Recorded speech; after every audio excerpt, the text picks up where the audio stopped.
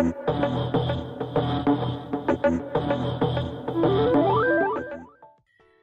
so hey guys, it's summer, and as you guys know, I love to have my travel videos, and this summer I'm obsessed, super obsessed with Seattle. So anyway, I have Aaron over here. Isn't he awesome? So he's gonna tell me about Seattle and kind of get me extra excited. I mean, I'm already excited about Seattle anyway, but he's gonna get me more excited about it, and I'm trying to get him to come with me. And of course, like you guys know, I'm definitely gonna do a recap video of my experience. And if he comes, make sure you should make a comment that he should come. If he takes me to Seattle or we go together, definitely we won't talk about it together. But if I end up going alone, either way, I'm just gonna talk about my experiences. So for now, he's gonna talk about Seattle and his experiences in Seattle. Seattle is one of his favorite cities, or favorite, right? City? By far my favorite city. Yes, by far. So meet Aaron. Aaron, introduce yourself. How you guys doing? I'm Aaron. So Seattle. People are thinking Seattle. What's Seattle? Maybe where is Seattle? And you know the fact that I actually just a lucky thing. I found out about Seattle just randomly. Really? I was back in college and a buddy of mine who's actually a mentor, he suggested that we go to this like yearly conference in the summer. And needless to say, like every year it does some different city, and that one summer happened to be in Seattle. And I didn't know anything about Seattle, but we actually went to college in Stanford on the West Coast. So he had been out there and told me about it, and I went out there with zero expectations. And from the get-go, flying into Seattle, if you look out, it is absolutely gorgeous. It's stunning. You see nothing but green. You see nothing but mountains and water. And for those who don't know, Seattle's actually called the Emerald City because it's so gorgeous. It's so beautiful. So that's number one thing that you guys are probably thinking. What is Seattle? Where is Seattle? And number two, why Seattle? Doesn't it rain all the time? Isn't it dark? Isn't it cloudy? Isn't it gloomy? For those people that don't realize, for the rest of the country in the summer, it's hot, it's muggy, it's humid. People don't want to go outside. But the Pacific Northwest is completely, totally different. It's actually the summertime that's the best time to go out to Seattle. Is it? Okay, so it's funny because he mentioned Seattle being gloomy. I never, ever for once thought about Seattle as a destination spot. So it was actually this January when I was, talking about, okay, where am I traveling next? Like, where's my next destination? And I was talking to one of my friends, and she was like, hey, Seattle, I want to go to Seattle. I've been wanting to go to Seattle. I don't know why. I just love Seattle. I'm like, like the movie Sleepless in Seattle. I know, I can't believe I just said that, but I love that movie. It's so super romantic. Seattle has something for every single person. Like, it's a huge city, but at the same time, it feels really small. It's actually a city comprised of these different communities. So all of these different neighborhoods and communities feel like its own little city. It has its own little flavor and flair. So when you go to Seattle, you can be in like Wallingford, you can be in Greenwood, you can be in Finney, you can be in Queen Lake, all these different neighborhoods, and it has its own little vibe, its own little feel. But there's definitely something for every single one. And the very first thing that everyone asks you when you move to Seattle or visit Seattle is, do you like outdoors? Oh. Now, for me personally, I was like, of course I like outdoors. And in my mind,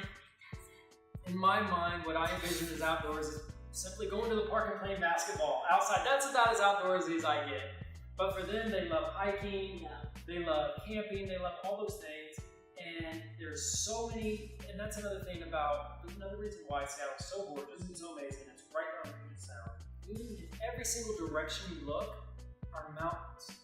To the right or to the east is the Cascade Mountains. To the left is the Olympic Peninsula, the Olympic Mountains. To the south is Mount Rainier. And then to the north is Mount Baker.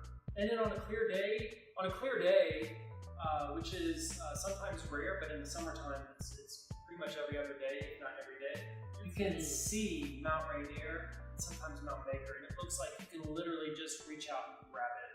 That's neat. It's spectacular. So what's a couple of your favorite spots? All right, so I I wrote out a list of 5. I don't know how we're doing in time. So I wrote out a list of 5 Don't things. worry about time. It's summer. Okay, all right, good. So there's so many people that go to Seattle, and I asked them time and time again, did you go here, did you go there, they didn't even know about it. So there's so many places that I went to. Thankfully I was there long enough that I got to visit some of the local spots that only the locals go to. But they're so fantastic that everyone should know about them and everyone should see them when they're in Seattle. So I wrote a list of the top 5 things that every single person should absolutely do when they're in Seattle. Let's hear it. And you guys already know how I feel about traveling. If I go anywhere, I like to mingle with the locals and I like to hang out where the locals hang out. And pretty much just be one with the city. That's the best way to experience the city, and that's the best way to really get to appreciate your trip or whatever. So I'm looking forward to it because these 5 top, I'm definitely gonna hit that, and I'm also gonna discover some of my own, and I'm gonna share those with you. For those of you Sleepless in Seattle fans. Okay, so Sleepless in Seattle. All right, we're gonna start off with number 5, and everyone's gonna be like, that is so touristy, but you cannot go to Seattle, you cannot leave Seattle without seeing the Space Needle. All right, we have to start right there because everything in Seattle, everything that I love, it's centered around the Space Needle. It just sticks out of the sky. It's so beautiful. It's so romantic. It's so picturesque. It's just something that pulls your heart to the city. So every single person that goes to Seattle, you have to go down to what's called the Seattle Center. It's this huge area that includes the Space Needle, but it's also got a lot of museums. And it's got the Key Arena where the Seattle Supersonics, which used to be my favorite team growing up, used to play basketball. Now the Seattle Swarm play there. Shout out to Soccer! And so anyways, you can go there and you can see the Space Needle. It costs, I think, about $16 to $18 to go on top. If you have the money, I'm talking right now to the budget travelers. If you have the money, absolutely do it. Wait for the clear day, go on top, go around 4 or 5 o'clock. You can hang out there as long as you want. Wait for the sun to go down. Actually, the sun goes down later, so go up there, you can see the whole city. If you don't have enough money to go on top, no problem. Just go inside. You can go inside, there's all these souvenirs. Just getting that feeling the vibes of being inside of the Space Needle is spectacular and amazing. Seeing all these people that are excited about it and looking at all the posters and pictures and t-shirts, I mean, it's just phenomenal. Wow, I'm definitely gonna hit that. Focus, Seattle. Number 4 on your list. Okay, number 4. Yes. It's summertime destination. It's city. It's the Puget Sound. It's a lot of mountains, but there's actually a beach in Seattle. No one knows this. Not many people know that there's actually a beach. So the Puget Sound, for those who don't know, anyone who, I used to live in Florida. The East Coast beaches are very warm, but the Pacific Ocean is cold. But in Seattle, they have the Puget Sound, which comes in from the Pacific, which is probably even colder. So year-round, the water is freezing. You can't go in the water, but they actually have a beach. And the name of the beach is called Golden Gardens. Ooh. And it's actually facing west. So the best beach, beach-wise, is in Golden Gardens. And people go there, the locals go there. They actually have bonfires and hang out there all night. But there's a lot of volleyball courts. There's paths where people can ride bikes. You can go out there, hang out. That's what we did during the day. And so Golden Gardens is the best beach to go to. And then another thing, the best time that I had in Seattle was my brother and I and a few friends went to another park which was just farther up north. It was right there on the same park. It's called Alki Park. And we barbecued and grilled out there. Oh, nice. Flew around the baseball, flew around the football, and when the sun came down, you can actually go out there onto the shore, and you can sit on these logs. You can actually see there's train tracks. You can see the train coming, but you can look across the Puget Sound. You can see the Olympic Peninsula and the mountains, which are insane, gorgeous, and you can watch the sun dive over those mountains, and you can watch the sunset. I'm It's ready amazing. to go. Like, can we just leave tomorrow? Number 3 actually is another beach. Golden Gardens isn't the only beach. There's actually another beach. It's in West Seattle. You have to cross a bridge. If you have seen Seattle, it's where he goes out on his boat, and then it's like him and his son, and they're throwing around the football, and she like follows him, and she's watching him from across the street. That's Alki Beach, and it's so gorgeous. And so the best view of all of Seattle, the entire skyline, is from Alki Beach. So I believe the best view in general is from Cary Park, but the best view of all of Seattle, the skyline, is from Alki Beach. And so what I suggest you guys do is you go to Alki Beach. It's in West Seattle. It's just a 10-minute drive. You can see all of the skyline, all of downtown Seattle. And there's actually a restaurant there. I think it's called Mai or whatever.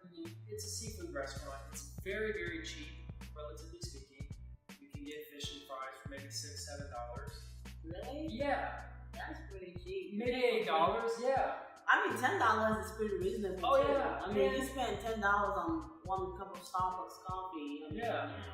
And you can actually sit there, right there on the pier, and you can look out and you can see the whole downtown. Okay, what are we on to? Number 2. Okay. This is another tourist destination that many people know about, but it's more than that. So number 2 is the Pike Place Market. It's also in the movie Sleepless in Seattle. It's where they actually go and they pick up all the groceries or whatever.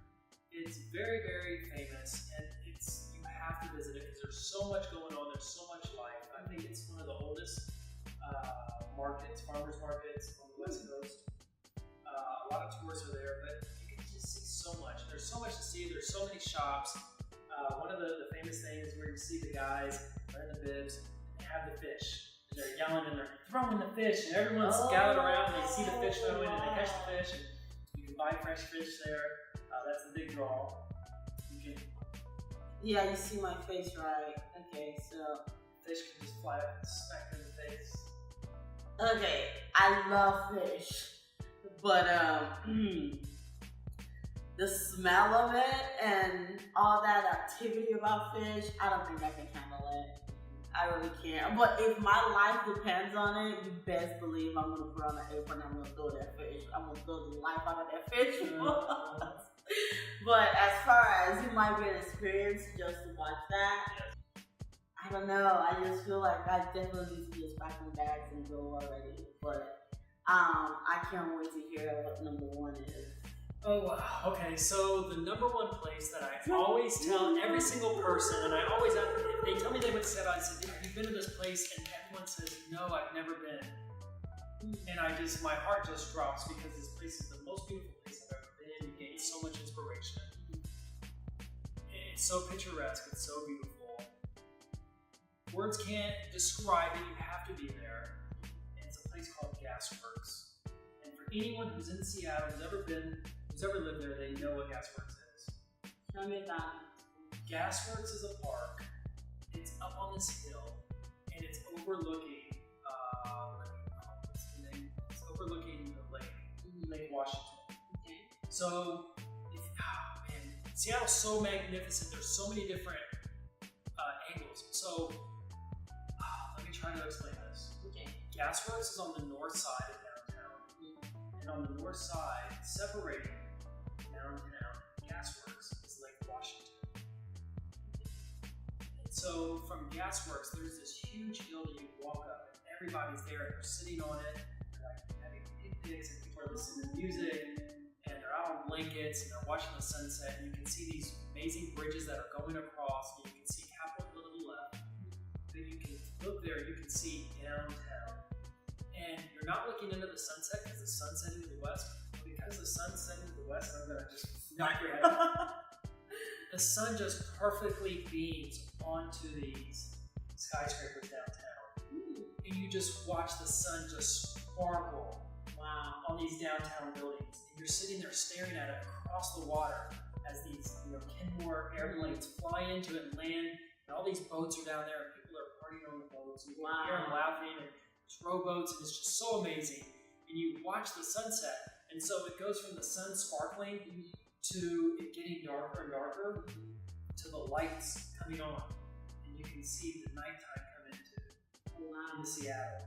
And just on the right side there, you can actually see the houseboat, the boathouse where they lived in Seattle. Really? That's where they lived in, right next to Gasworks. And above it is a hill, and just over this little hill, you can see peeking up the Space Needle. Wow. And so it's just the most perfect view. If I had to choose any place in Seattle to be for sunset, for night, for one day, for one night, it would be this place called Gasworks. It's just mind-blowing. It's just breathtaking. It's just a place of inspiration. And he doesn't know it, but we're going to Seattle. So, yeah, we're going. Anything else you want to add? One of the things that became my brother and I's favorite things to do is almost every night of the week, somewhere in the city, in some park, they have an outdoor movie. If any of you have never been to an outdoor movie, it's one of the most amazing things ever. You know, you lay out there on a blanket or you bring a lawn chair and everyone's sitting out there. You bring your own popcorn. We bought pizza one night. You bring your candy and you watch the movie. And then after the movie, you just lay there and watch the stars. And you just see all the stars over that amazing sky. And you just lay there.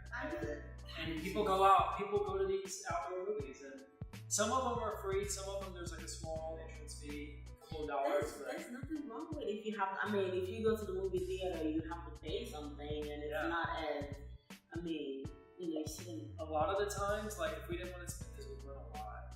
Like they had like a roped off section where they were charging people, but you just sit right behind it or right next to it. A lot of people did, just right outside, but you could still see it, you could still hear it, you still had the same experience.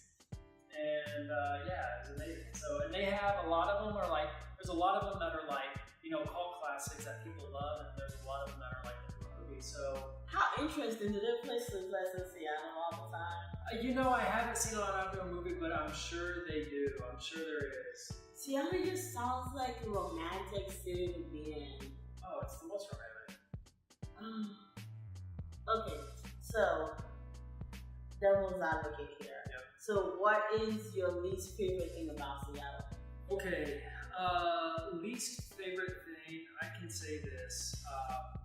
When you go to Seattle, if you go north of Seattle, there's all these little neighborhoods, and by and large, it's very safe. You feel so safe. There's not much going on. You just feel, you can leave your doors unlocked at night. I wouldn't advocate for that, but you probably can. Okay. But I remember, there was this one street downtown, I think it's 3rd Street.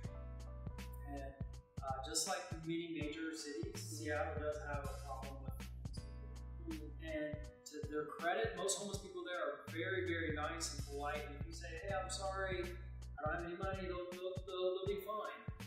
They're not. I've been to cities where they'll literally chase you down and they'll yell at you and they'll.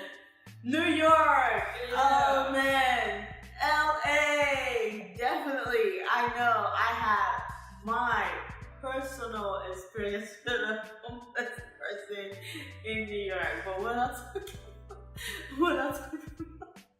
I'll tell you the story later, just not on camera, but it's hilarious. Like, it's, oh my god, it's insane. There's just a few areas downtown that, you feel like you might not want to be there late at night. But other than that, by and large, Seattle's a very safe city. You can have a lot of fun. And then I'll go back to the next thing, because that's not really an issue. That's not an issue at all. Okay. So what is the issue?